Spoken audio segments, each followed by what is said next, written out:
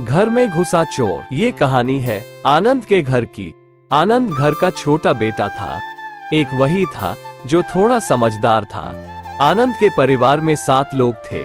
भैया, भाभी, बहन, माता पिता, आनंद और उसकी पत्नी शीतल। जैसा खुशल मंगल परिवार ये दिख रहा है, वो बस आपकी आंखों का धोखा है। आइए असली नजारा दिखाते हैं। आनंद, ओ आनंद, कहाँ हो? तब से बुला रही हूँ, सुनाई नहीं दे रहा।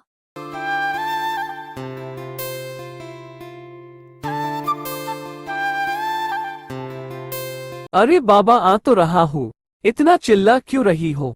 क्या बात है, बोलो। हा, अच्छा जी, मैं चिल्ला रही हूँ। पिछले महीने आपने वादा किया था कि मुझे बाहर घुमाने लेकर जाएंगे। आपको याद भी है कि नहीं? वो भी भूल गए होंगे। हाय रे मेरी फूटी किस्मत।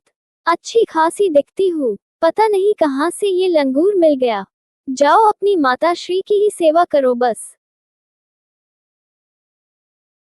अरे, तू मुझे क्या दोष देती है? अब भला मैंने क्या किया? बोल तो ऐसे रही है जैसे मुझे हमेशा घुमाने लेकर जाता हो। 4 धाम की तो छोड़ो, कभी पास के मंदिर तक भी नहीं ले जाता। बस करिए आप दोनों। मैं अगर आप लोगों को घुमाता फिरूं तो काम क्या मेरे पर दादा आके करेंगे। आप लोगों को कहीं जाना हो तो साथ में चले जाया करिए। मेरे पास इतना समय नहीं कि आप लोगों को घुमाता फिरूं।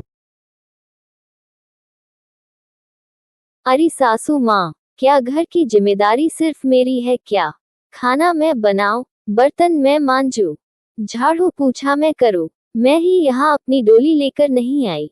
आपकी वो छोटी बहू, उसे कोई काम करना भी है कि खाली घूमना है? बाप रे, दिन भर सब झगड़ते रहते थे, कोई किसी की नहीं सुनता था।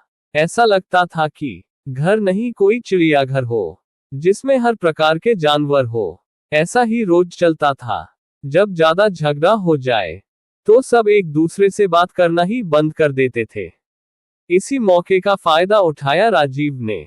वो घर में आता है तो आनंद के माता पिता बैठे थे। वो उससे पूछते हैं, बेटा तुम कौन हो और किससे मिलना है? अंकल, मैं राजीव हूँ। शीतल दीदी है क्या घर पे? वो शीतल दीदी ने ही मुझे बुलाया था। मेरा यहाँ एग्जाम था तो एक दिन के लिए रुकने आया हूँ। आप प्लीज शीतल दीदी को बुलाइएगा। इतना सुनते ही दोनों लोग बिना कुछ कहे अपने कमरे में चले गए। राजीव खुद पूछता है कि घर में कोई है तो सुरभि बाहर आती है और पूछती है, भैया तुम कौन हो, किससे मिलने आए हो? आप शीतल दीदी को बुला दीजिएगा, उन्होंने मुझे बुलाया था। सुरभि भी बिना कुछ कहे चली जाती है। वो मौका देखकर अंदर घुस जाता है। शाम का वक्त था। वो जाके स्टोर रूम में छुप जाता है। जैसे ही रात होती है वो बाहर निकलता है। सब अपने अपने कमरे में सो रहे थे। किसी ने ध्यान नहीं दिया कि घर में कोई अनजान आदमी है। राजीव सबके कमरे में गया और जो कुछ चुराना था सब चुरा के भाग गया। सुबह होते ही हाहाकार मच गया।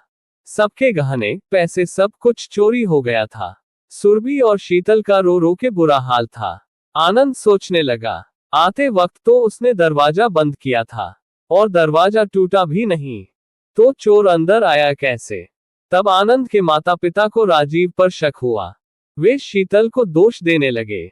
एक दूसरे से बहस होने के बाद पता चला कि राजीव किसी का रिश्तेदार नहीं था, वो चोर था और उसी ने सब चुराया है।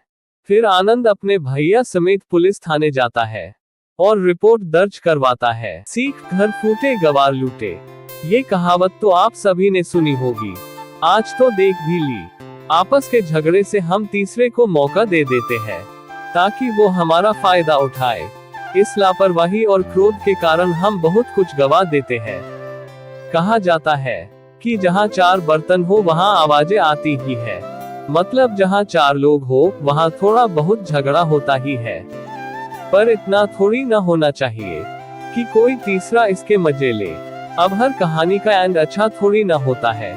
हम इंसान हैं ना, डरते थर। मतलब जब तक हम कुछ गवा ना दे तब तक हमारी अकल ठिकाने नहीं लगती। चाहे कोई कितना भी समझा दे, नहीं समझेंगे इसकी हम गांठ बांध लेते हैं।